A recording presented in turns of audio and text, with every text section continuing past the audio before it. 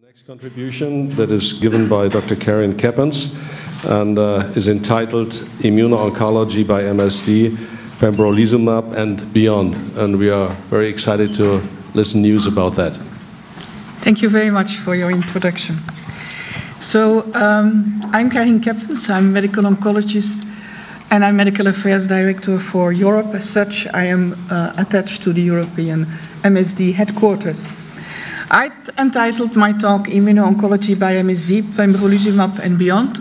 I have, of course, to start with this slide, which is guiding our beliefs for now so many years, and in which it is shown that one of the hallmarks of cancer is also avoiding immune distraction. Cancer cells avoid immune distractions. And you see also that we already that this has been targeted in the first place by anti-CTLA-4 antibodies and now also by PD-1 and PD-L1 inhibition. So there are quite a number of key events in the history of cancer immunotherapy. It all started quite some while ago at the end of the 19th century with the work of Coley. It took him quite some years to have his work published. We had some knowledge about BCG, that it was working. There were spontaneous regressions of melanoma, which spurred the hope that there was an important immune-related component in it. This enthusiasm phase was followed by a skepticism phase. There was progress, but it was slowly, it was steadily. Important new drugs came to the market, but in limited indications and with quite considerable toxicity. We can talk about the Renaissance phase, like my colleague already did, with the development of ipilimumab, which was the first drug who proved to be superior in terms of overall survival in advanced melanoma. And then also the last evolution, of course, are the data that came out with anti-PD-1 and anti-PD-L1 antibodies. I think you all are familiar with the concept. PD-1 is expressed on activated T cells, and when it binds to its ligands, it impairs T cell function, and tumors will take advantage of this pathway to co-opt it and to evade the immune surveillance. So pembrolizumab is a monoclonal antibody. It's humanized. It binds PD-L1 and PD-L2. You can dose it every 2 weeks or 3 weeks, and we have demonstrated clinical activity in multiple tumor types so far. And our aspirational goal, of course, is to fully exploit the potential of immunotherapy in oncology. On the purple curve, you see what we have with chemotherapy. Targeted therapies have given us a benefit, shifted the curve to the right, but still most of the patients are not cured of their disease. With checkpoint blockade, like with ipilimumab, it's the first time that we reach a plateau, which gives us the hope of a long-term survival.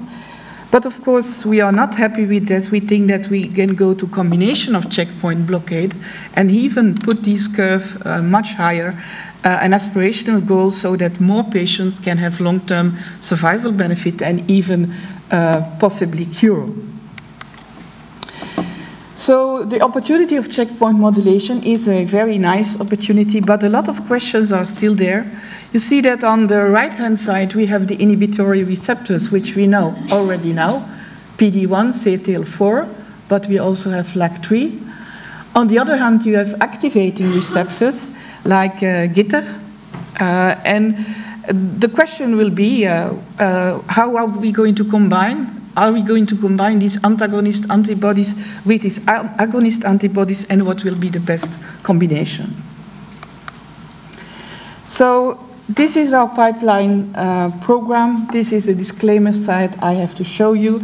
It is happily that this presentation is really intended to be shared with public forums like you. These are still investigational drugs, and there are no formal programs for ISTs so far. The Merck vision is delivering breakthrough innovations to extend and improve the lives of people living with cancer worldwide. This is the rough overview of our pipeline. Within the immune agonist, we have the anti-jitter compound. Jitter stands for glucophage-induced TNF receptor. We also have negative immune regulators, anti-LAG3, anti-IL-10, anti-CEA-CAM. Then we also have a drug in the epigenetic space, a BET inhibitor. And of course, we look also to additional targets and mechanisms like not only epigenetics, but also the microenvironment, the metabolism of the tumor, and vaccines. The anti-GITR program, I'm not going to take you into the details of what the GITR ligand is doing. It is a co-stimulatory immune receptor, and it's expressed on immune cells. As such, it can activate effector T cells, and so it has produced responses in animal models, anti-tumor responses, and so it is a potential to be an immunomodulatory target. What we have been able to show so far in a mouse model is that when we combine pembrolizumab, which is called MK3475, with anti-jitter, that you see a very nice synergy of the tumor regression. So combination of increasing the immune response, anti-jitter, with blocking an immune inhibitor like pembrolizumab appears effective. So this is one approach. We are in the very early phases of the anti-jitter program, phase 1 monotherapy, and phase 1 in combination with pembrolizumab in subjects with advanced malignancies. You can find these trials on clinicaltrials.gov. I already told you about anti-LAG. It's on the other side of the spectrum. So this is also an inhibitory receptor. It's an immune checkpoint, and it also will be a potential for immunomodulation. Our anti-LAG, we have demonstrated approximately the same thing, a synergy with pembrolizumab.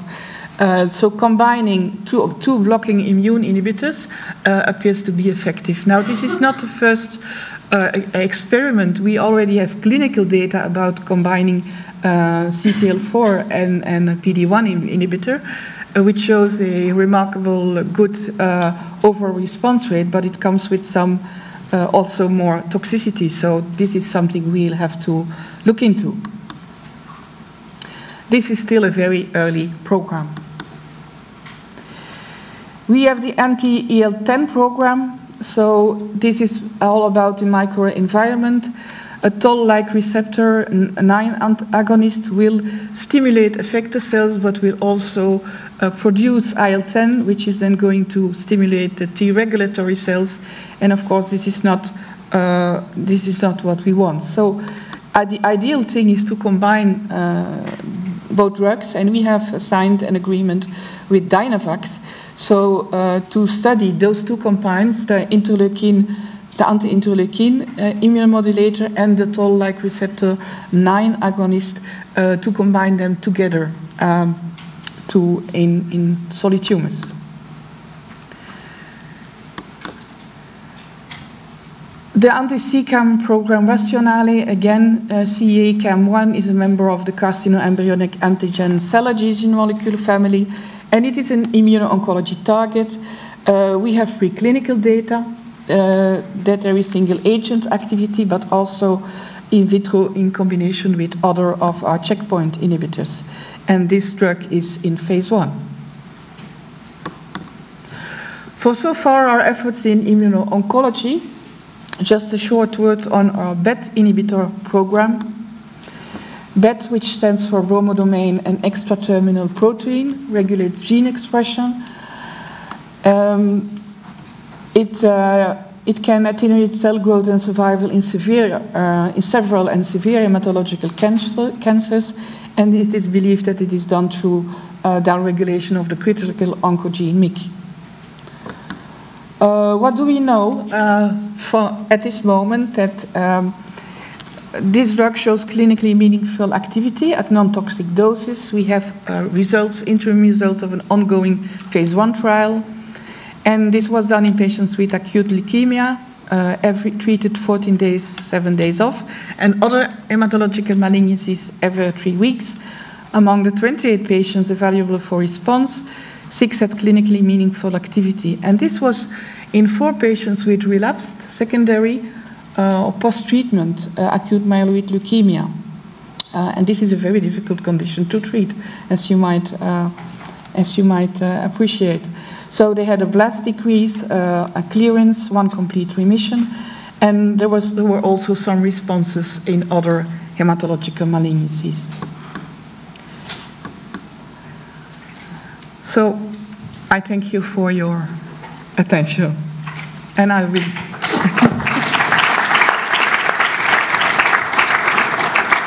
Thank you very much, Dr. Keppens, and particularly in introducing such a broad spectrum of immune intervention tools. The paper is open for discussion. Are there questions from the auditorium? When being asked which is closest too fast to the market, what kind of aspects do you combine with the different immunological tools you have just presented here? Well, I have shown you really the pipeline, which is still farther away. But with pembrolizumab, we are looking into different tumor types, as you might know. We have also a very vast development program in different tumor types. And we are also already looking into combinations, not only with other immunotherapies, but with, like with vaccines, with TVEC, with other small molecules, with interferon, interleukin. So also with pembro, we are looking already in other combinations. Professor van Kalle? Please use the microphone. With regards to identifying diseases, there is also the idea that perhaps hypermutated tumors of any origin might be responsive to checkpoint inhibitors Yes. and other types of immunotherapies. Is that a group of indications that you would be willing to consider? Well, we have presented at ASCO very nice results in colorectal cancer, I think. And we are in all our protocols, we are looking into this mutational load and into several other biomarkers to define which might be the best indications to go in. So there is a lot of biomarker work ongoing in all the trials. Thank you again.